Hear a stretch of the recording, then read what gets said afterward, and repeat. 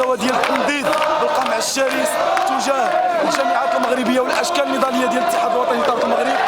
هناك مثلا العسكره ديال الجامعات، الاعتقالات السياسيه، وكذلك على المستوى ديال الضرب، المجانيه ديال التعليم والتعسف والهجوم الشرس فيما يخص المطالب الطلابيه، لا على المستوى المادي ولا على المستوى الديمقراطي ولا على المستوى اللوجستيكي. وبالتالي ما هذه الوقفه هذه اللي هي وقفه بالمحتوى ديالها رفض وانتفاضه طلابيه ديال السياسه التعليم التصفويه، واللي كذلك النظام القائم في المغرب نزل المخططات الطبقيه كما هذه السنه اللي مجا لانه يضاف المجانيه ديال التعليم ويحاول انه يدفعوا لك الشعب كاملين يبعدوا على المستوى ديال التواجد ديالهم في التعليم، حقهم في التعليم العالي. وهذا هو المرتكب في التواجد ديال الطلبه، واحد على المستوى ديال الاعتقال الطلابي، جوج على المستوى ديال محاوله توحيد نضالات الحركه الطلابيه اللي كنظن اكثر من 20 سنه، اي منذ سنه 1994 منذ الحوار الفصائلي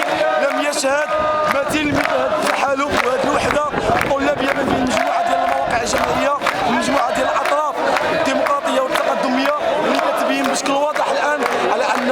اصبح هناك بديلات قويه ديال العمل الوحدوي من داخل الجامعات المغربيه ومن داخل الاتحاد الوطني لطلبه المغرب. وما هذه الا البدايه ديال الراس ديال الصدور تاع الحركه الطلابيه بغيه تصدي المخططات السياسيه الطبقيه ديال التعليم، وكذلك على مستوى تحصين الجامعات المغربيه على مستوى التصدي للاعتقال السياسي وعلى المستوى ديال النضال من اجل رفع العسكره ديال الجامعات والمتابعه ديال المناضلين ديال الاتحاد الوطني لطلبه المغرب. وتحيه عاليه من الرفيق من داخل اطار العديد الاتحاد الوطني لطلبه